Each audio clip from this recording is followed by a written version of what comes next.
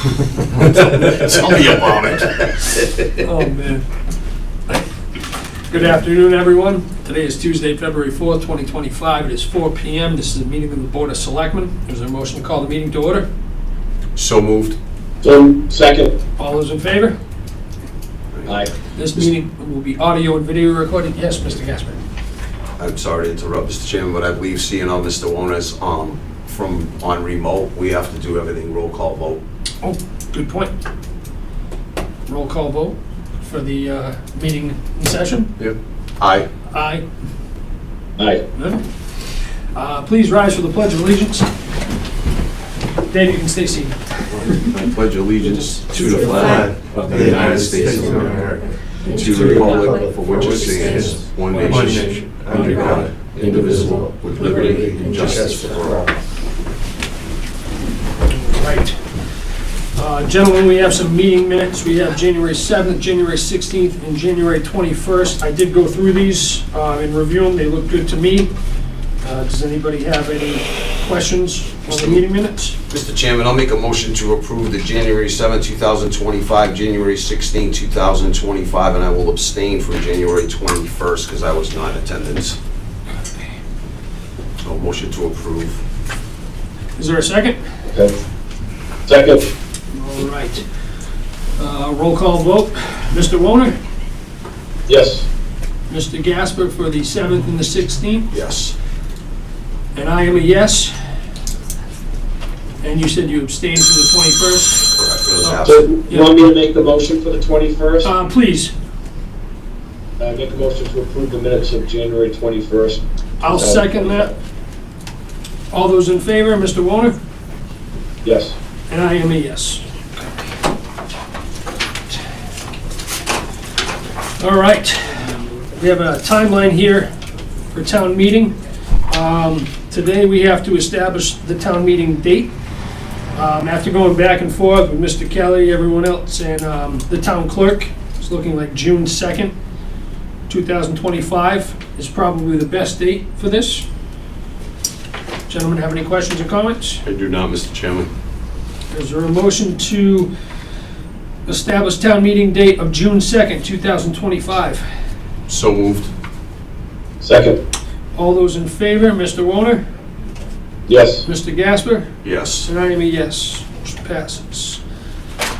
Once again, as we don't have everybody in the same room, and Mr. Gasper missed the last meeting due to illness, we just put town administrator search on here. We've added some stuff in here. Ultimately, what I want, gentlemen, is if we can take the best information from all of these job descriptions and really put it together so we can get this process started as soon as possible. We have a pretty hectic timeline leading up to the end of the fiscal year, so the quicker we move on this, but I also want to make sure that what each of you feels should be in a job description for the town administrator is in there. So I don't think we really need to worry about voting too much tonight, other than just making sure that you get your information and any modifications you want to make to the job description to Mr. Kelly as soon as possible, so we can type it up and come up with a job description for that role, so we can roll this out and advertise as soon as possible. Very good, Mr. Chairman.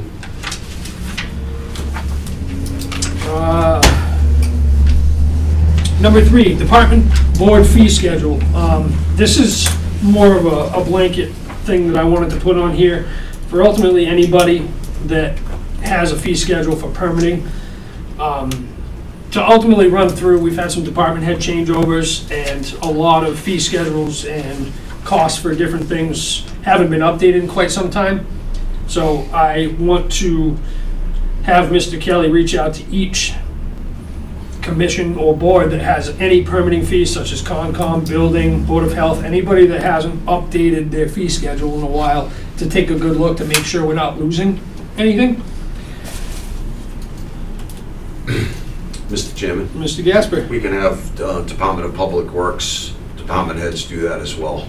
Excellent. Yeah, I think everybody So I that think it would charges be a fee. important that every department puts a list of what their permitting what the permits are and what the fees they are that are required, right? And whatever research they've done from other municipalities surrounding the area of what they charge versus what we're proposing to charge, so we can see where we're at in the realm of fee schedules. Yep. But I think it's important that each department make their own list of every permit that is provided by that department with a fee attached to it. Agreed. And what other communities are doing as well. Mr. Kelly, is that something you need a motion for? No. Mr. Warner? Mr. Chairman, I think it's a great initiative. Can we put a date certain as to when we need to get this report? Because I think, I know people are working hard, but without some type of deadline, it becomes one of those things that sometimes it doesn't get the attention it deserves. 30 days. 30 days sound good?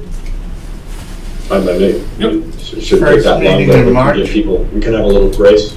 Yeah, first meeting in March, whatever you want to do, right? Yeah. I Make think sure everybody has a fee schedule now, but let's just break it down department by department, right? And then our office can put it on one sheet, right, for everybody Yep. to look at it. Report to the board, first meeting in March. Sounds good to me. If you want the department heads there, If there's a proposed increase in fees, that would be nice on why. Yep.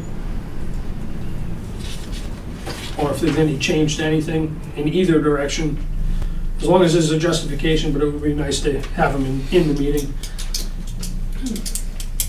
All right, thank you, gentlemen. We have some appointments. So we have to unappoint a member of the Finance Committee. Christie Arujo. Yep. I'll make a motion to appoint Christie Arujo to Finance Committee. Unfortunately. Second. All those in favor, roll call vote. Mr. Warner? Yes. Mr. Gasper? I am a yes. And I am a yes. Extremely unfortunate for Mr. DiArujo, but he has an expanding family and expanding responsibilities in his personal life that just kept him away from doing the job. So Yep. he would have been a great individual for the FinCom, but I thank him for his volunteerism, but I also thank him for the phone call that I received from him with Sure. regret for the resign. Yep. With that being said, we also have a letter of interest for an appointment to the Finance Committee from Lisa Orlowski Tomlinson. She has a master's in business. Seems like she has some pretty good financial understanding. I don't know if gentlemen got a chance to read her letter. Yeah. I would accept a motion to appoint Lisa Orlowski Tomlinson to the Finance Committee. So moved. Second. All those in favor, roll call vote. Mr. Warner? Yes.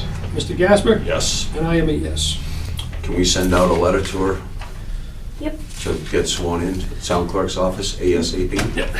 Budget season, we gotta go. Thank All right.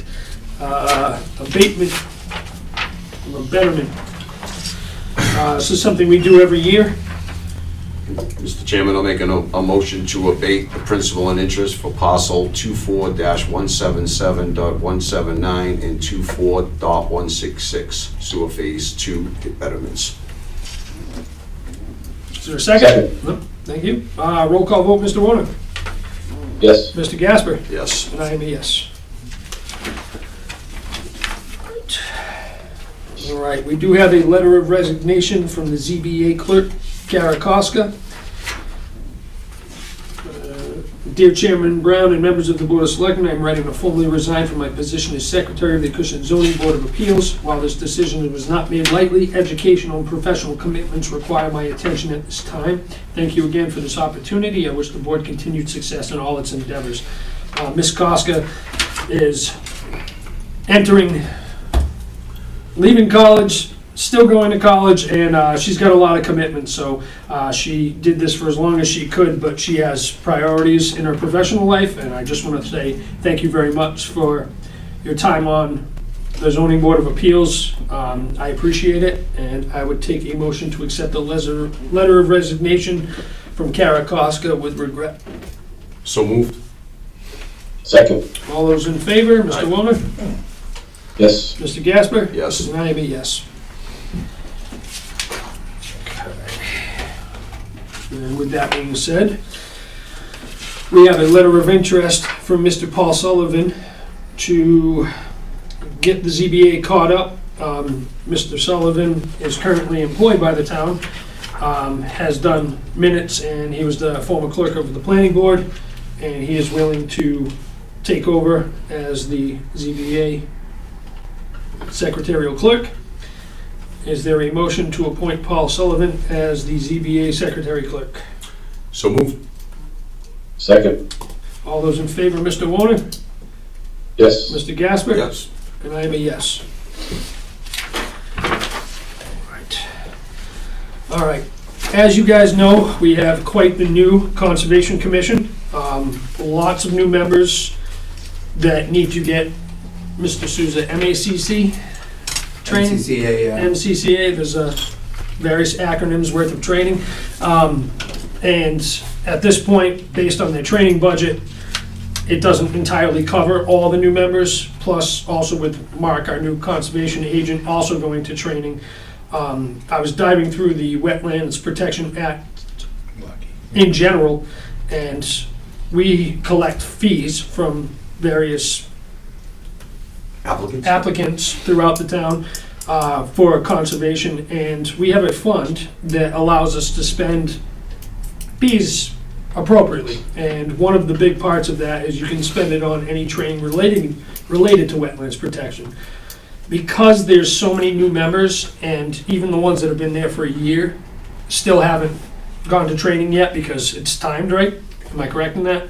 What it is, Bob, is we get, Kim, Bob, we get to go to class last year. So last year I took my fundamentals, it was my first year. So this year I'm looking to advance and go to the next classes. Okay. So I can keep advancing in it and learn more and more every time I go. Sure. Excellent. So with that, I'd like to authorize the Conservation Commission through Mr. Kelly to utilize the Wetland Protections Act funds to fund training. So moved. Mr. Warner? Second. All those in favor, roll call. Mr. Warner? Yes. Mr. Gasper? Yes. And I am a yes. Mr. Kelly, can you just make sure that you get something from the training program to show that our members have participated Attended. and attended those meetings It's at Holy Cross for reimbursement? in the winter. That's fine. Look, the more training they can get, the better off we're gonna be as a community, so. Hope it doesn't snow that Saturday. We had 9 people going this time. Good. Oh, that's a really That's good excellent. turnout. That's excellent. Especially depending on where you park, because Holy Cross just goes like this. In the snow, it'd be challenging. Absolutely. Very good. Next on the agenda, reserve fund transfer, Council on Aging furnace. Looks like we got a quote here for 80-plus gas LP furnace installation with 4-ton condenser and coil, in the amount of $9,947.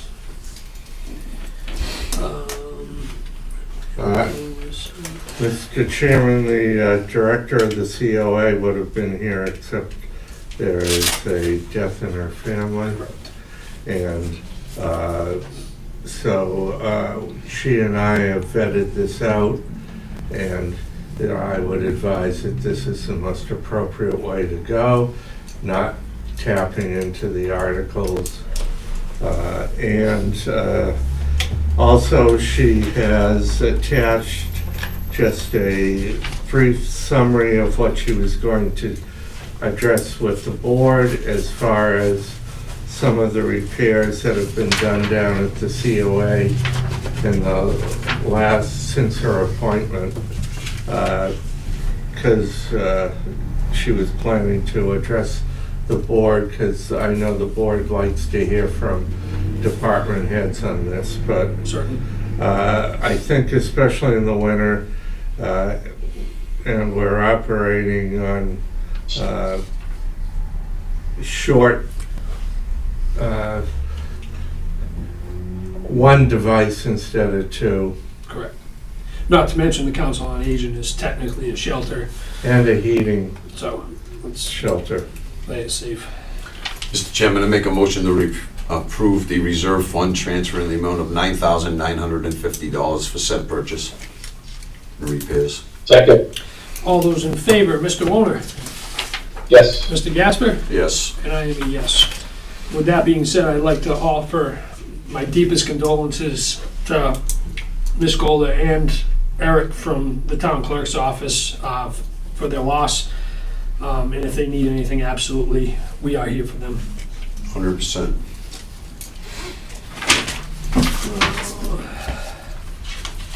Acushnet Lakeville Animal Shelter Agreement. This is also something we do every year. Pretty standard. Becky asked for this, I assume? Yes, I ran it by her and she said, please. Okay. Is there a motion to accept the Acushnet Lakeville Animal Shelter Agreement? So moved. Second. All those in favor, Mr. Warner? Yes. Mr. Gasper? Yes. And I am a yes. All right. Gentlemen, back to some old business here. We had Mr. Tibbles in a little over a month ago to discuss some projects he had going on. So with that, Mr. Tibbles, going back to discuss the bunker repairs and the golf sprayer. Yes, good evening. We have, we discussed at the last meeting, we had one bid for our bunker project. The bunker project came in for the 3 holes, the 6th, 7th, and 10th at $137,000. At that last meeting, I was instructed to contact the bidder and see what would be his last date of contact in regards to securing his services. There were 2 time periods delineated in the bid. One could have started in April with a completion date in June. The other was quoted to start in August, at the end of August, and with a completion date at the end of November. Given his schedule, when I contacted him, basically the April or early portion of availability was booked. So we're looking at the project to take place in August, or start to take place in August of 2025. So the golf committee asked me to come back. The golf committee unanimously approved the project, but they asked me to come back before the Board of Selectmen to get verification of undertaking the project in that time frame. And so that's why I'm here for that particular item. Mr. Chairman. Mr. Gasper? So Steve, under the old contract schedule of unit prices, it just talks about contract time, and that's basically what we're talking about, right? Because the contractor can't get that work done because it says work can commence in the spring anytime after the 31st of March and or be complete by June 27th or start anytime after the 18th. Which doesn't make sense because it say the 18th or whatever, right? After 18th So now, August 2025. the only available time is for them to come in August. Yes. By them. And you said holes 6, 7, and 10, correct? There's 2 bunkers on 10 that we had talked about? There's 1 bunker on the 6th hole, 1 on the 7th, and 2 on the 10th. Okay. The 10th is a little bit more of a involved project because the approach is going to be expanded up into the right side of the green to encompass the front bunker. So that will take more time than any of the other 2. So can you know, on this spreadsheet, I don't know if this is correct, but we talk about 6, 7, and 10, but it says hole number 18 fairway concept B, and it gives this outline, and it's incorporated in this 137,000, but we're not doing anything with hole number 18, are we? No. But it's on your description, so can you just take a good look back at this before you move forward with the contractor? I Make sure don't, this is right. So the first line on the breakdown, you need. yeah, I'm looking at Schedule the of values. schedule of It values. says hole number 18 fairway concept B, and then it doesn't mention anything about bunkers for holes 6, 7, Mobilization, and 10. existing layout, 2 It's- bunker it's- sand, heights, DA pipe, berth, bunker shaping, bunker edging, bunker compaction.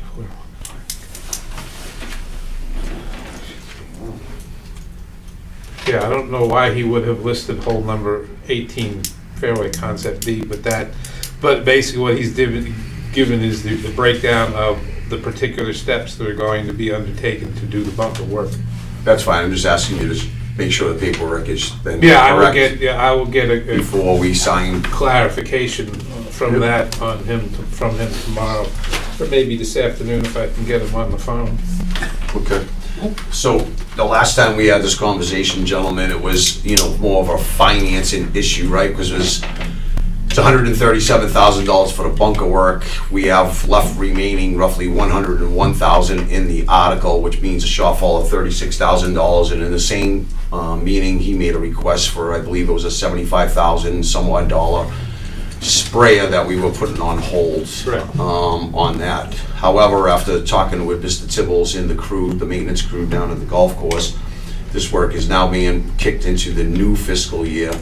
So it opens up an option for the board without scrambling for funds throughout the budget.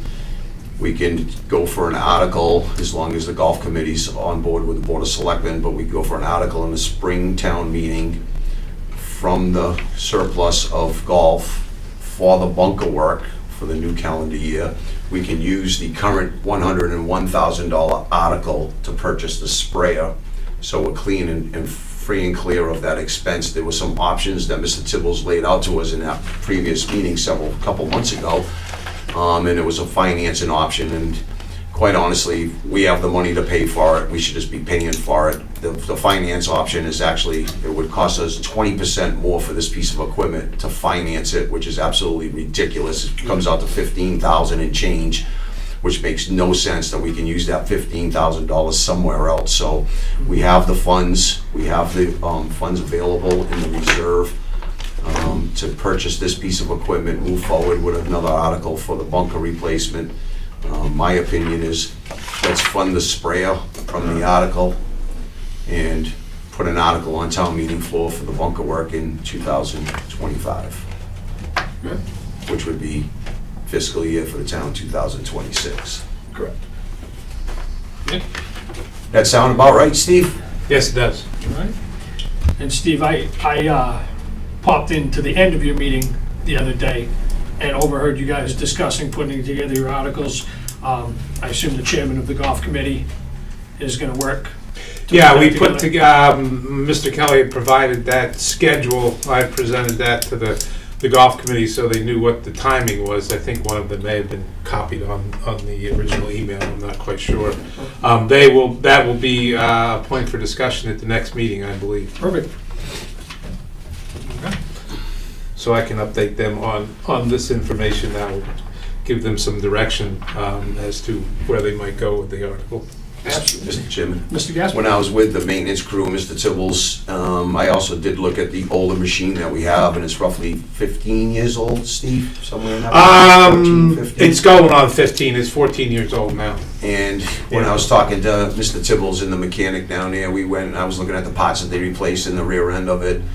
The last go around and the expenses of those components, along with some other valves for the sprayers that were leaky that Mr. Tibbles talked about, and we've come up with a rough number of somewhere around $30,000. That's not including the cost of the time for the mechanic to do the repairs.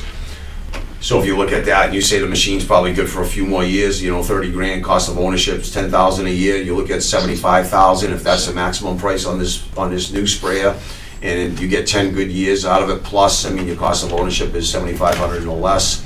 That machine, it's in good shape. The older machine is still in decent shape, but you don't know what else will go wrong with a machine that's 15 years old to spend 30 grand now. Plus time, like you said. I have a little bit of an issue with that, so, at this point, I'd be fine with buying the new sprayer with the article money, so I'll make a motion to purchase the sprayer. We talk about trade-in too, Steve, and they only want to give us a small amount of money for the trade-in. I think the value of the machine is much greater than the $4,500 that the company's willing to give us for a trade-in off the $75,000 price. So I talked to Steve about, the Board of Selectmen need to declare a surplus or something for sale. We have a special form that we have to fill out. The board would have to determine it, but there is a thing that municipalities use, a website municipalities use called Municibid, where you can put equipment and things of the like, and anybody from home can bid on stuff. You don't have to be a municipality to be bidding on it, so it'd be worth a shot to try to expedite that, get it to the Board of Selectmen to say that we'd like to put it up for auction. post it on that website and give it a trial run and see if we can sell it for more than we can get as a trade. So what you need is something that asks for it to be declared a surplus, and then put on that. So the same form does it, we Yeah. pick which one it will be, so we're just gonna say it's surplus equipment, and then at that point, once the board agrees it's surplus equipment, we can put it on that municipal bid website and see if we can get better than $4,500, which I'm pretty sure we can. Just in parts alone, it's probably worth double that, right? Just someone else that might have a machine. Yeah, that would be probably what someone would do. They would, they would come look at it, and if they had a similar machine, then they could use it, it basically is a graveyard unit, pick off it, and not have to buy new parts. I mean, if you had something like if you, for some reason, say you hit a tree and bent your boom, well, the boom's gonna cost you about $500 or $600 if you have to buy just the boom, where you could just steal it off of the extra machine, so that might be something that someone would consider doing. I think it's worth a shot to try and auction it off through that website. Can't hurt. Yep. So. Yes, but let me check to see through OIG and DOR if it's a single approval with the board, or since it's an enterprise account, it might be a dual approval, 2 votes necessary. Would that be from the golf committee and us? Yeah, that's fine. Yeah. If it's just, even if it does go, we can put it through the golf committee as well. I don't think anybody's gonna say, well, no, let's just take the 4,500, we could probably get double that or maybe more, who knows, right? You can actually put a minimum bid on it, say a minimum bid 5,000, right? And let it rip and see where it goes from there. People bid it up and you only leave, say, bid opening for 30 days. Yeah. And then Mr. Tibbles, I've had a conversation with him, the contact, is it Toro? Yeah, Turf Products is So our he Toro can distributor. talk to them folks, and he's gonna open that line of communication back up with them to see if they would be holding their offer of that trade-in price and let us go off and do what we're gonna do and see what we can do. And if not, the $75,000 machine will cost us 71 if we let it go for trading at the 4,500. So Sounds like a plan. I think it's a win-win all the way around. Yeah, absolutely. Okay. Jay, do you have that form? Can I? You can send me? Go on. I'll need a description of the machine from you. Yeah, I can do that. I just didn't know if there was a particular form that you needed to send me. or It's I can online. Just Well, type we it. can take care Yeah, of it. okay. Steve, the one other thing I wanna mention to you about is, because I hear a lot about maintenance Mondays. Yes. And I know we've been doing it only for the last couple of years, but we're losing pretty significant revenue by having maintenance Mondays, and I talked to a lot of people that are aggravated about not being able to golf on Mondays, and we've just started doing it in the last 2, maybe 3 years max, but we hadn't done it in the prior 20 years. So could you take a look at what it would take for you, whether it be part-time personnel, an additional piece of equipment, whatever it would take for us not to do and shut down the golf course on Monday mornings and have maintenance Mondays? Yeah, I can basically address that now. The reason I requested maintenance Mondays twofold. One is because some of the aeration practices we are doing or have to do, we basically can't stay ahead. And by that, I mean, we can't get the entire course done in one day. So my idea behind the maintenance Monday for aeration was this, that if we had the maintenance Monday with the new equipment that was approved, specifically that small sweeper that we picked up last year, we could finish all 18. If I don't have the maintenance Monday, then I have to do 6 or 7 one day, 6 or 7 the next, and 6 or 7 the third. So what that means is I've got 6 holes disrupted on one day, 6 holes disrupted on the next, and 6 holes disrupted on the third. Most of the time, the golfers are significantly more happy if you disrupt them all at once, and then that way they're putting on the same surface for, I don't know, 1 or 2 days. I mean, actually, the time that we use is a 1/4 inch, and by the time we go out there, sweep up the plugs and roll it, you know, it's going to be thrown in within a day or 2. The other reason was that we just don't. That's why I figured it would be best to try to get that done.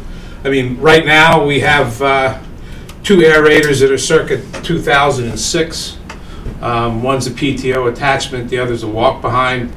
In order to accommodate getting that done, we'd have to park the walk behind, and we'd have to get a second aerator. Basically, the one we look at was a Toro 460, 484, which would right now run somewhere in the neighborhood of $50,000 to $60,000. And we'd have to put that on our second tractor, which we normally run the backhoe off of, in order to accomplish that. I know some people are concerned about maintenance Mondays. I mean, it's a couple extra hours in the morning. I think this is something that the golf committee could discuss, but give you an example. If we were to review our starting times, and for instance, Monday we have 3 hours delayed from the original 8 o'clock starting time. Well, if you start your starting times in the tee sheet at 7 o'clock on Tuesday, Wednesday, Thursday, Friday, then you pick up 4 hours for the 3 hours that you lost. That's something for the golf committee to discuss. But I remember, I've been here going on, what's this, 25? Going on 25 years. And they used to start somewhere around 6 o'clock, 6:30 in the morning. They'd be right on my tail. So there's different ways to look at it. And again, the other reason we had maintenance Mondays is for spraying fairways. We had 29 acres of fairways. And even with 2 300-gallon sprayers, you can't get them done in 2 hours. And then what happens in that case is that people catch up to you. So they're hitting into the sprayer, which isn't good for the spray person, because when you're spraying, you really can't shut the machine off in the middle of the fairway and sit there and wait, because once you shut it off, the boom stop, then you have to back up and you have to make sure that you get it turned on in the right spot. You're going to overspray, and depending on what you spray, you could cause some turf damage. The other thing is that, technically speaking, golfers are not supposed to be on the playing surface till the material dries on the leaf blade. That's state laws pertaining to pesticide application. So even if we weren't being hit, then there needs to be that little bit of extra time. So what we normally do now is I'll do 1 tank, and Kevin will do 1 tank. By the time you get the tank back, turn it around, fill it back up, we're caught. So we do the first 6 holes one day, then we try to finish up the next day. Problem being, especially in the Acushnet, usually around 8:30, 9 o'clock, the wind starts to blow. Wind starts to blow over 12 miles an hour, you get spray drift, and your material's not going where you want it to go.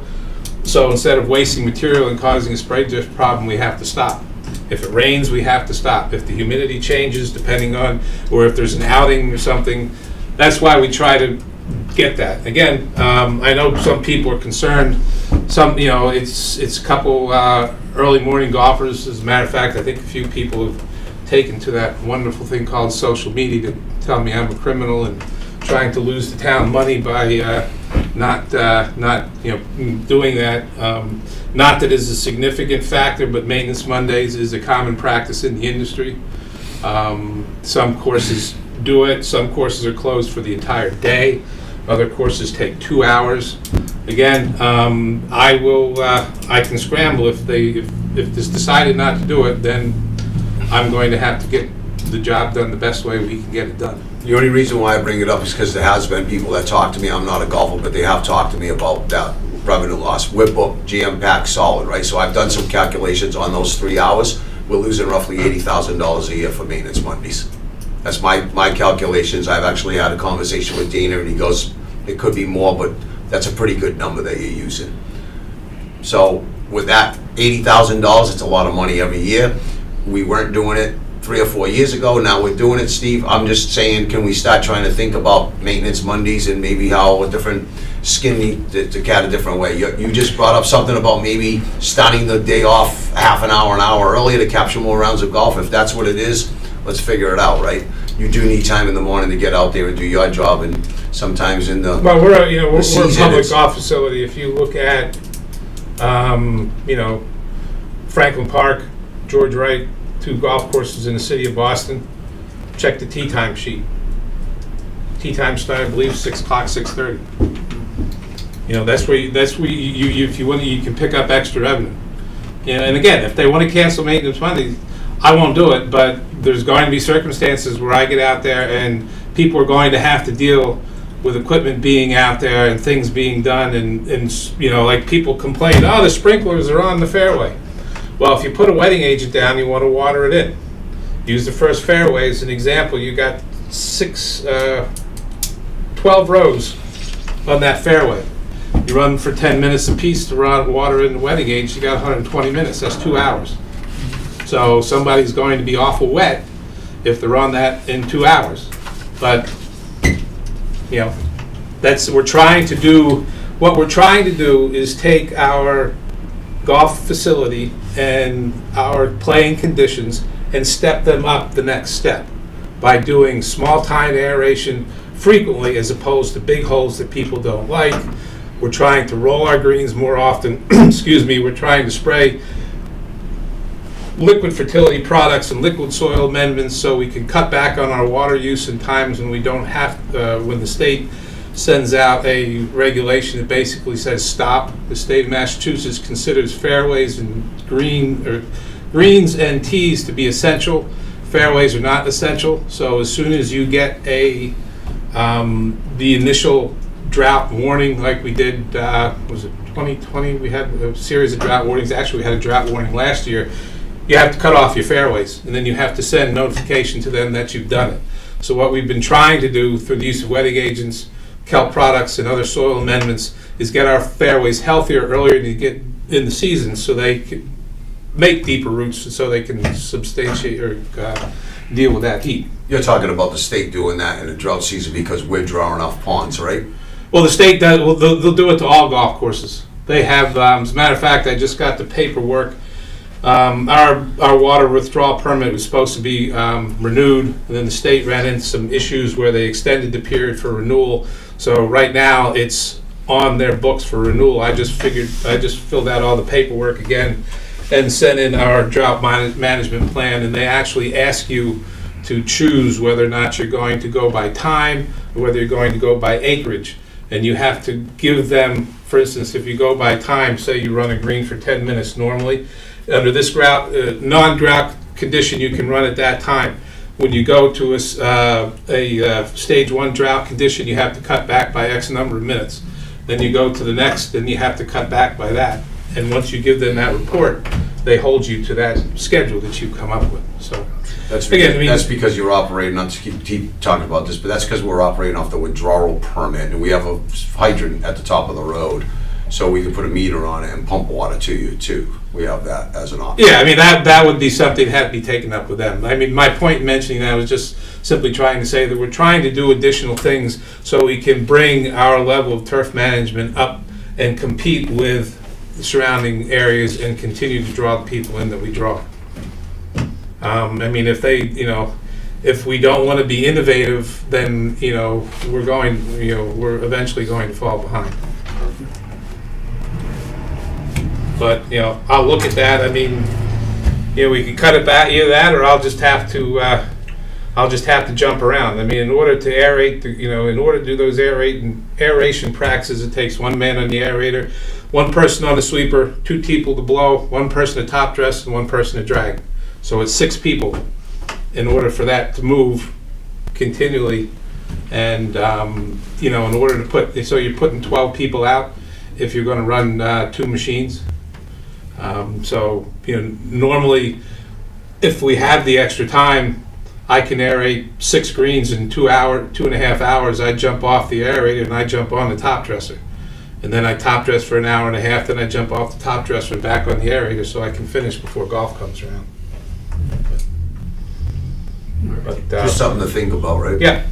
Oh, yeah. I mean, the we'll come up with it. loss of revenue, if we're talking clubhouses and everything else, right, trying to figure out, and that's a big chunk. I mean, $80,000 is not a small Well, business. I understand the calculations, but I'd like to get, I mean, like you mentioned, it's been done for a day or two, or for a year or two now, at least 1 year.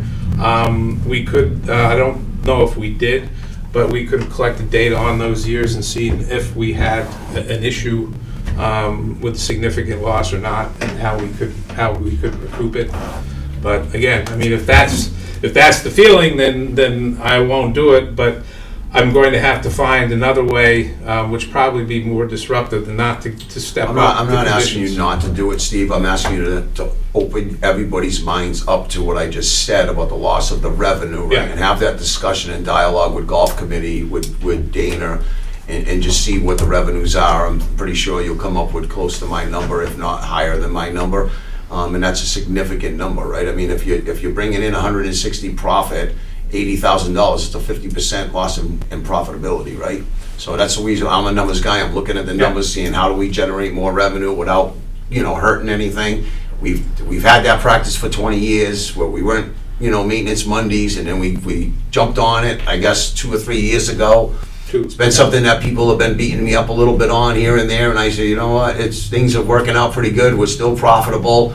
We're not costing taxpayers any money, but I'll look into it a little bit further, right? And we're buying new equipment, trying to make it maintenance because of labor is so difficult to hire. I think that's some of the reasons why we're buying new equipment and making the job a little bit, I don't want to say easier, but more efficient for our maintenance staff because of the lack of labor that we can find, right? So we're making those investments. Yeah, in it's, equipment. for golf course maintenance, it's always been hurry up and get out of my way.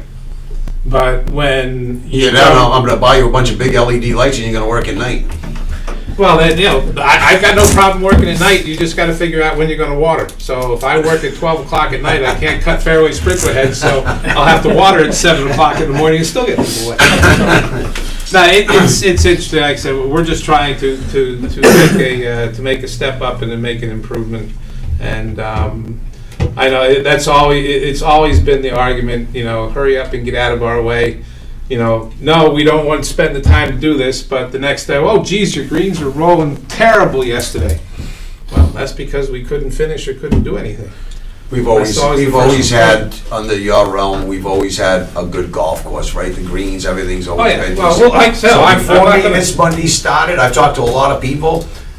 The difference in the But, golf see, course that's- condition from 3 years ago, 4 years ago to today, there's certain areas that are better, there's certain areas you couldn't notice anything, so I'm like, okay, whatever, we'll have the dialogue, let the dialogue run free with the golf committee, see what everybody's got to say, what are the ups, what are the downs.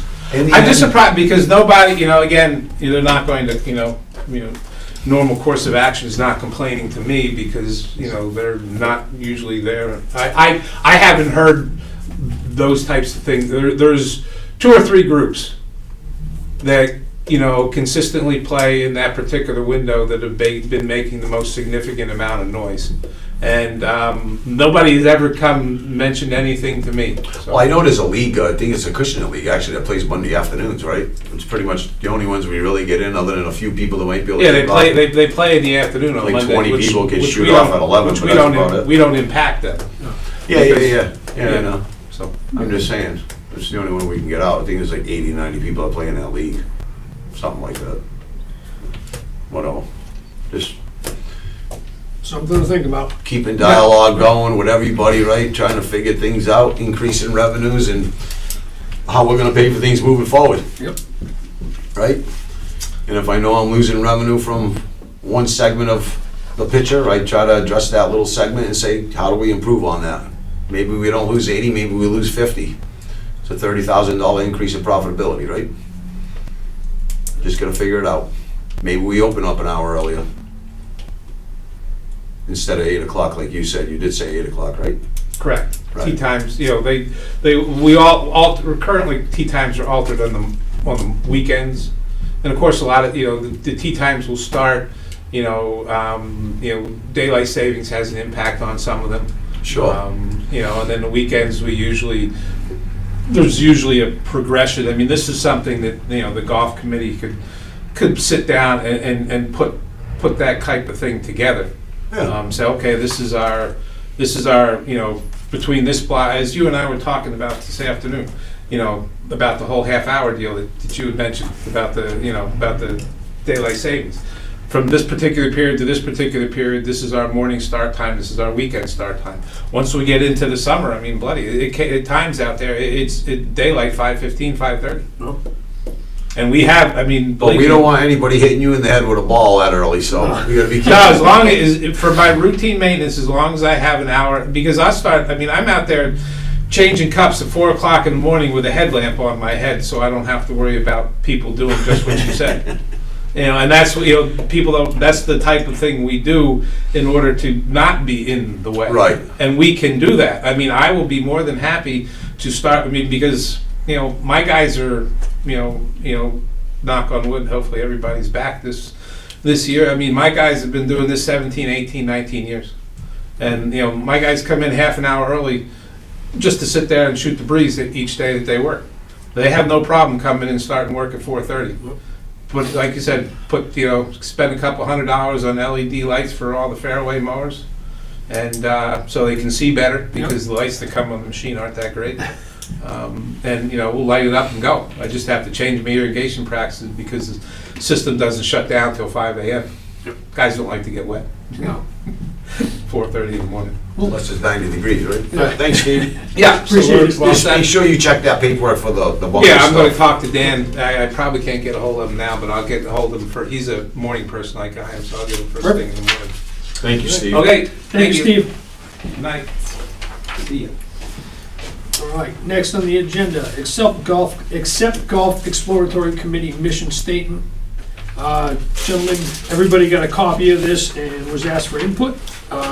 It looks like this is the most updated version of this with everybody's input. Looks good to me, Mr. Chairman. Is there a motion to accept the golf exploratory committee mission statement? So move. Second, All those in favor, Mr. Warner, yes. Mr. Gasper, Yes. and I'm a yes. All right, and if we Mr. could, Chairman, yeah, Mr. Warner. while we're on this subject, I raised at the last meeting, I don't know if if you all have the time next week, but I was hoping that maybe we could set a meeting just to deal with the golf committee and the exploratory committee, to give them their charge and get them to work, because if we're not gonna meet until the end of February. So anyway, I just wanna throw that out there. Sure. Yeah, I'll take a look at the schedule that I have, and I'll pop a couple of dates out there. Originally, before you were gonna be out of town this week, I was gonna sneak it into the meeting, Yeah, but I actually think it would probably work out better if it was just a sole meeting.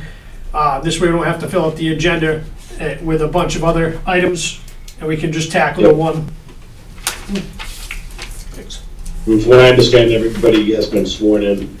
Sydney and I have been bird dogging that, so everybody's sworn in, Yep. and the committee is ready to roll. Excellent. So, to be clear on what Mr. Warner just said, is that to have the Golf Exploratory Committee joint meeting with the Board of Selectmen and the Golf Management Committee? Now, what we would do, Mr. Gasper, what I would suggest is the Board of Selectmen, we have the Golf Management Committee and this new Exploratory Committee, and we charge them, basically reiterate what this mission statement is that we just accepted, and say, look, here's your job. You've got 120 days or whatever we have in the mission statement to come back with a recommendation, work in concert with the Golf Management Committee, so on and so forth, but really just to kind of kick off the process.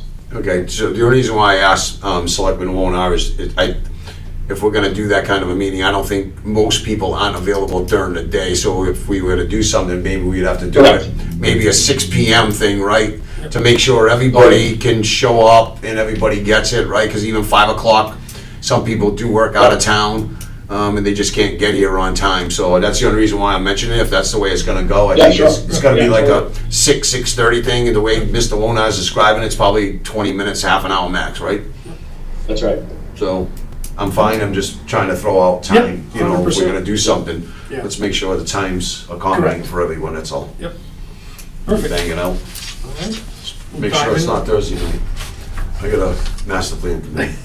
Thursdays are gone. And I would just ask if we're able to, Mr. Chairman, come up with a date that we work, Sydney work with both committees, because I guess they would probably have to post it Yep. themselves as well if they're all gonna be here, just those logistics. Perfect. All right. Next on the agenda, revenue review. I've given the board new sheets that, in the margin, you'll see as far as the state aid, it reflects the governor's figures. As we know, the governor's figures are usually the lowest. And the House and Senate then will determine their figures, and then there's usually a conference committee that determines the final figures. Every meeting I'll be giving the board a sheet to update them. Right now, we're looking at an increase in revenue of $495,870. From state only? No, total. What? Total? 400 and what? 495,870. That's not including 2.5. Yes, everything. Can't. Last year's 2.5 went up $543,000. I gotta be more than that this year.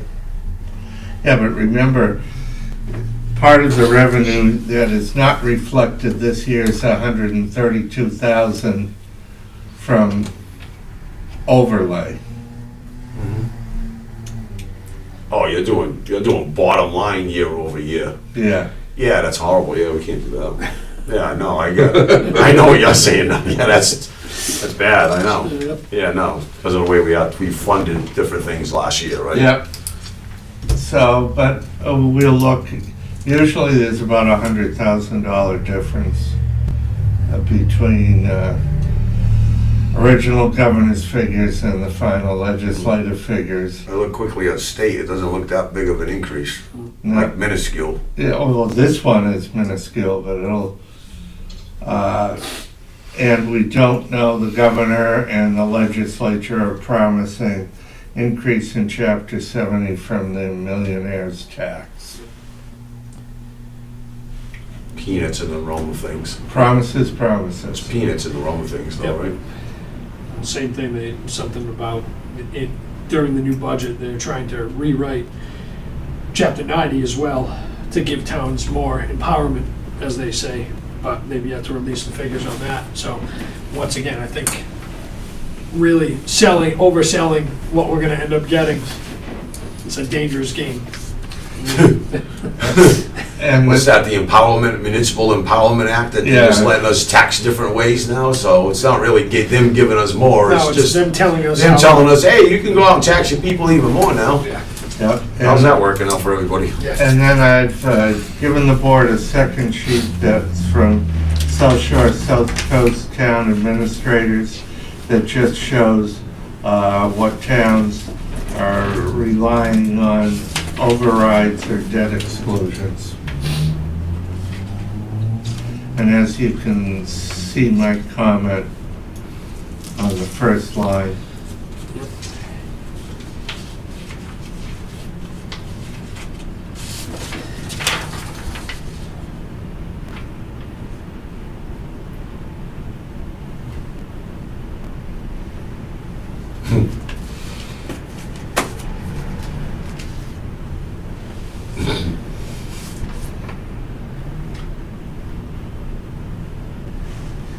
Similar to Carver's. I said it first, and then he copied me. I mean, there's just so much It's money. not a rosy picture. No, it hasn't been for a long time, right? And there's only so much money to go around, and, you know, everybody needs to understand that. But the problem is too many people don't understand that. Yep. Sad but true. Just do what we have to do to Yep, hunker down, put it move together. forward. We'll figure things out. We always do. Selectmen announcements. Mr. Wallner. No, it's not an announcement, but I guess I don't know what it is, other than it's a random thought. I got a call from one of the selectmen in Fairhaven, who I guess has caught wind that the school department is looking at regionalization. And I don't know what's going on. I've heard rumors of that, but I don't know how accurate that is. I don't know if we can chase that down. I just think I think if we're going to make the town and the school department, school committee is going to look at that, I think the selectmen should at least be apprised of that. It's a major development. It's a major initiative. So I don't know if we can reach out to them and figure out what's going on. But I think it caught me off guard, so, just leave it at that. Gotcha. Just to kind of piggyback on that, just to give you some insight, I spoke with Ms. Gomes in regards to that, and they're actually very, very much in the infancy period in this, and they will be putting together a committee strictly for that. And she Fair asked enough. she asked if I wanted to be involved, and I said yes, but we haven't even discussed anything yet. Obviously, she asked me as chairman if I wanted to be involved, so I would bring that to your attention as a full board, before I accepted anything like that. But I did tell her in the preliminary phase I'd be more than happy to be involved with that. I just didn't have any updates because there hasn't been any updates yet. And you know what, then I stand corrected. If there was outreach made, then that's great. Yeah, at this point, and just to be clear, it was just outreach at this point. Like, I have seen 0 documents or any information pertaining to it, just because the process hasn't even really kicked off yet. Fair enough. Mr. Gaspar? I have nothing, Mr. Chairman. All right, for selectmen's announcements, I got a couple things. I'd like to say happy early birthday to Selectman Gasper. Is it this Saturday? This Saturday, that's correct, and thank you, Mr. Chairman. Look good for 39? 75? 2 different reactions, there we go. What, the year I was born, right? I'd also like to just bring back up the police assessment center.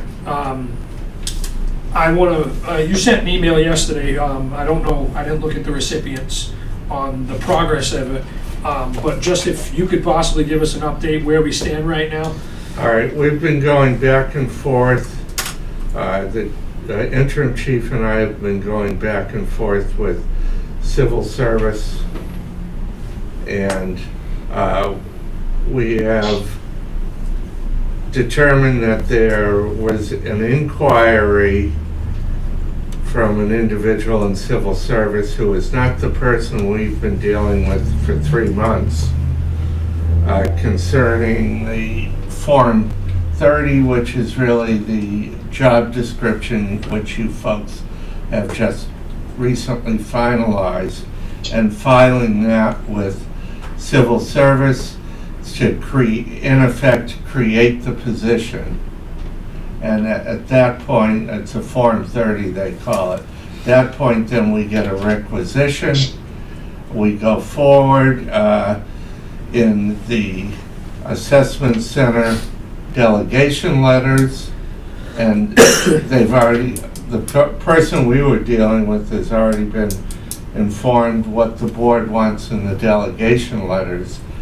And at that point, then the RFP, they tell us we can release an RFP and give us the dates for what's going on, as I put in the email to everyone, and then we go forward with the assessment center. And there is a 10-week study period for the assessment center.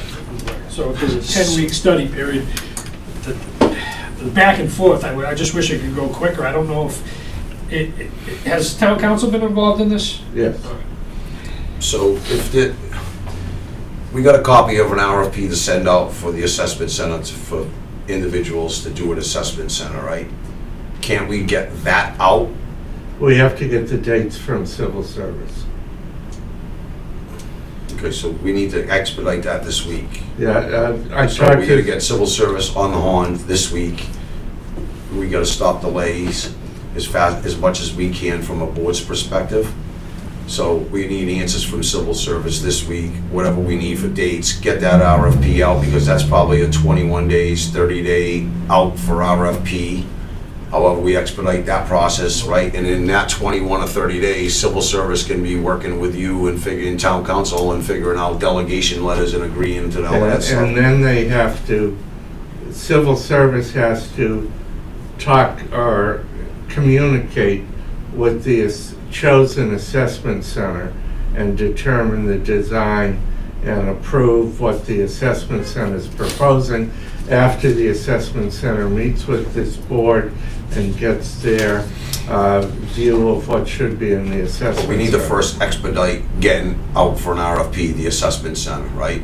We have to do, before we do that, we have to create and have them approve the deputy chief position if you're going to combine both with in the assessment Yeah, center. and you said you've already let them know that this is the board's purview. So they already have those documents, correct? What? They have to approve the deputy chief role? They have to approve the job description. Okay. And Do they have what we decided on as a job description yet? no, they will as of tomorrow. We have to fill out a Form 30 for this new gentleman who's entered into the fray, and as the interim chief said, as soon as we found out that there were two people in civil service who have not been talking to each other Yeah. through the whole process, both individuals went silent, and so we've had to move them along. Let's expedite it tomorrow morning then. Yep, Yeah, Mr. Kelly, sorry, gentlemen, the civil service is a state agency, correct? yep. Can we contact representatives, reps, Senator Montigny to see if they'll make a call to help light a fire under these people? Yeah, it's, we just found out about this gentleman, because we've been dealing with a woman, and she's been extremely helpful walking us through it. And all of a sudden, this gentleman appeared and said he'd been communicated, and wondered why he didn't get anything back from Lisa Leonard. Jeez. Well, priority number one, assessment center tomorrow morning, right? Yep, Get on it. We need to get that ball moving, to be fair to everybody in the department. And they got a 10-week study period. We gotta go out for an RFP just for the assessment, then the board's gonna meet with these folks to talk to them, right? So About the there's some design. lag time between then, and we should be having lag times overlap each other, right? Exactly. So that we're not going too much further out. I mean, this whole thing started off sloppy under the past chief, with civil service. Oh, the deadline for criteria is September 1st, that didn't happen, and September 30th, that didn't happen, and it just keeps. Yep. So, let's get it done and over with. Talk to the new guy, tell him whatever we need, get a punch list, say this is what we need to do, this is what we're looking to do, give them everything that we're looking to do, and get feedback ASAP on them. I actually talked to the interim chief, and he and I agreed we're going to have to get both of these people, contact both of these people, even if it's a conference call, and find out who actually has jurisdiction over this. Yep. Yeah. Get everybody on the horn, find out who we need to deal with. First thing in the Streamline morning. it, and we'll just make it happen. First thing in the morning. Add it Get to on our their long list of butts. stuff we have to Make get sure done. Darren Klein, if he needs to look at that RFP for the assessment, I looked over everything over. There's one page I don't think is gonna be included. I could show you later on the correction that needs to be made. But I don't think that goes into the RFP that goes out for public notice, so I don't think it's a big deal, but I've looked it over, it looks pretty good to me, and I know Selectman Wonaz looked it over the last time we met, and he said he was fine with it as well. Is that correct, Mr. Wona? Yes, sir. So, let's get it on, move it along. Yep. Yep. All right. And get the requisition for the new position. Yep, and just for information, gentlemen, I just want to give a quick thanks to Chief Farland again for securing a state equipment grant. He's been going for these since he's taken over. We actually did get him previously, but he was integral in that as well. And he was able to secure some grant money so he can get new firefighting hoods to protect the firefighters' necks and faces, some ventilation fans to clear smoke, and combustible gas indicators for the rest of the fleet, which is a great thing. And like I say every time, Chief Farland has been on top of every possible funding source he can get, and I want to show him some appreciation for always looking forward to applying for any grant with our permission as possible. So big thanks to Chief Farland on that one. Kudos. Right. Last on the agenda, gentlemen, executive session. Executive session under Mass General Law, Chapter 30A, subsection 21A3, to discuss strategy with respect to collective bargaining, Finance Department, United Steelworkers Police Contract, and asked me if an open meeting may have detrimental effect on the bargaining position of the public body, and the chair so declares, and the board will not return to public session at the conclusion of the executive session. Is there a motion to enter executive session? So moved. Second. All those in favor, roll call vote. Mr. Wallner? Yes. Mr. Gasper? Yes. And I am a yes. We're in executive session.